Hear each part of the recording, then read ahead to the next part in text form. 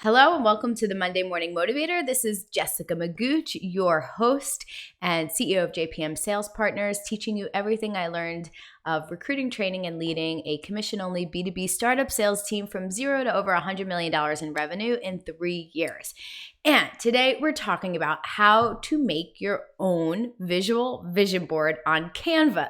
I know this is a little off where we usually go on topic because we're so focused on sales, but I posted my vision board over the weekend and I got a lot of requests from people in different groups asking me, how did you do it? Can you show us a quick tutorial of how you did this on Canva? Because it's beautiful, and that exactly was my intention. So for those of you who are unclear, what is a vision board? A vision board is basically a visual representation of your goals. So people write down their goals, people create pictures or collages of their goals. What I like to do is take time, or I just get like a cup of coffee or a cup of wine, and I sit down, glass of wine, and I sit down and I think about what I want to accomplish for the next year. I usually do it in a year. You can do it a year, 5 years. You don't have to have a limitation to how long term these goals are. But you do want to set a deadline for them. So it could be a month, a goal you want to achieve in a month, a goal you want to achieve in a year, 5 years, 10 years.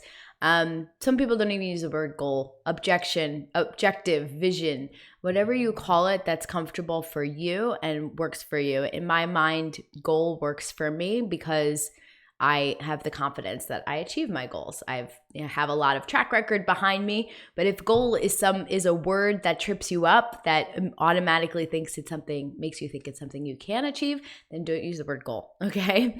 But here's the thing with the vision boards is that it's not so much about the doing and the planning and the actions. Of course, those are important. I'll get to where those fit in later. But the idea of a vision board is that when you're putting out an energy and a vibration that this is what you're wanting and ready to receive. And then it's amazing how quickly things start falling into place. So I put together my vision board. Already 3 of these things have happened just because I put it out there, and a couple have happened even though the person did not see this vision board. So right there, you'll see Hawaii family vacation. My kids have been begging us to go to Hawaii. It is so far from us here on the East Coast, but they keep seeing these YouTube videos. I'm like, I would much rather go to the Caribbean or someplace closer, but they really want to go to Hawaii. And they're finally old enough, I think, for the flight. The youngest will be 7 next year. So I put that on there. Got immediate text from a friend. Hey, my mom, maybe my mom has a place in Hawaii. You guys could stay there, right? So things falling into place already. So when you're creating these visions, the idea is that you're putting it out there and then you're ready to receive whatever messages or clues that you need to take you to follow to take you to getting to there. Okay. So the whole point of that is that you don't always have to know exactly how you're going to get someplace to have it be one of your visions and goals. Okay, I'll repeat that. You don't have to know exactly how you're going to get there in order for it to be one of your visions or goals. All right, so let's jump in on how I did this on Canva. Okay, so part 2, how to make it look beautiful, because I'll be, hanging this on my wall someplace that I can see it all the time where it's just penetrating my everyday thought process. So here we come over to Canva. If you don't have Canva, it's a great tool for creating visuals, especially for social media, but for lots of things, presentations, flyers, things like that. And I'll just go in, I'll search Instagram post. So my thing was that I wanted to create this to look like an Instagram page with the squares. So I actually chose blank, and then it'll open a new one. And then I just chose a template that was appealing to me. Now I have Pro, which I think is only like $15 a month because it's recently used. So it was this one that I used, this Bloom one. I think if you scroll down, it was right there. I don't know if it'll show the same here. So I just click on that, drag it, and now I have my template. And so I'll do one for you. So 10,000 subscribers I talked about.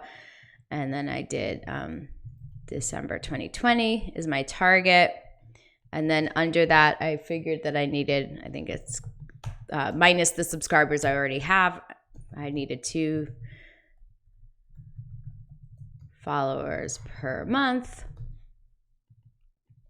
10,000 Instagram followers. And then that part I just made smaller. Something like that. Oh, that's just too small for my flavor. Okay. Okay, so that's basically what it looked like. I added one more field up there that said what category it was. So I'll ungroup that, copy and paste this up here. And this would be my Jessica Page goals. So Jessica Page is the name of my band, which you should always, of course, check out, jessicapagemusic.com. So now there is a post. I could download it here. Just download as a PNG file. Leave all that the same and then download it. I downloaded them all into a folder called 2020 Goals. Now, if you have the Pro, you'll get a lot more free visuals. But then what I did was I just, for each goal, I changed out the picture. So like I mentioned, Hawaii. And here's like the exact one I used for Hawaii. So I just dragged that in. Nope, that's not how it's supposed to work. Delete. If you drag it in, like usually it'll just, if you do it in the corner, it'll take up the whole background. There you go. And then I did like Hawaii family vacation. And I literally just switched it up in there. And then I would like change it color if I needed to so you could actually see it. Right? And here I have another one, change the size, whatever, and download it. You'll see in mine, I had a lot of photos from my band. So like here's where you can upload your own images. Oh, here's all the ones that I did. You can upload your own images and then you would just drag like your own image into there. Some of the photos you'll need to pay for. Like I said, like you can always click here just to see the free ones, which makes it easier. But they're like $1 if you buy them. If you really want it, go for it. Okay, so then I had about, however number goals was the 5 times 6, 30. I had them all in a folder. Then I went to uploads and I uploaded all of the images in that folder. So 2020 goals just went like this, click shift, selected all of them and clicked open. And that is how they appeared right here in my uploads. So then I create a new design and I want to do this, I don't know what they call it, but I want an 8.5 by 11. US letter, I think it's called. US letter document, 8.5 by 11. Only because I know that that's the easiest thing to send to a printer. They're not gonna like charge me extra for a post or anything. You could create a poster size and just have one big poster printed out, which I think is a great idea too. So then I went to, but I'm thinking a lot of people are just gonna have this, printed up at home or, printed at a printer down the street. My UPS prints really nice. So then now I have this document. So then I go to elements and I select grids because this is gonna be how I'm gonna drag them in without having to worry about the sizing and all that. So what I looked for was a 2x3 grid because I knew on my 8.5 by 11 page, I wanted to fit about two columns worth of photos. So 2x3 would, okay. I must have missed it. We're getting too many. It kind of goes by total number of photos. So now we're in the 4s. I need to get to the 6s because I'm looking for 6 photos per page. 5, 5, 5. Here we go. 6 but that's not what I want. This is it here. Nope, that's not it either. I want the opposite of that. I want this one, 2x3. Now you'll notice they're not exactly squares. I'm going to make sure this fits on the page. For some reason it loaded off the page. And actually, so if you take this piece here, you'll see how it the width and height appear there. So right now it's at 8.5 by 11. But I actually want a border on the outside. So I'm going to take it in a little bit. See how now I have a little white border.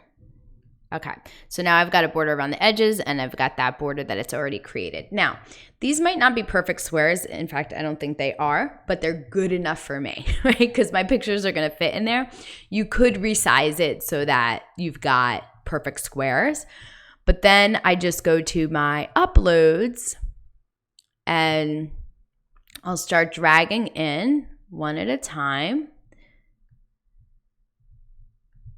the photos that I've uploaded. Okay.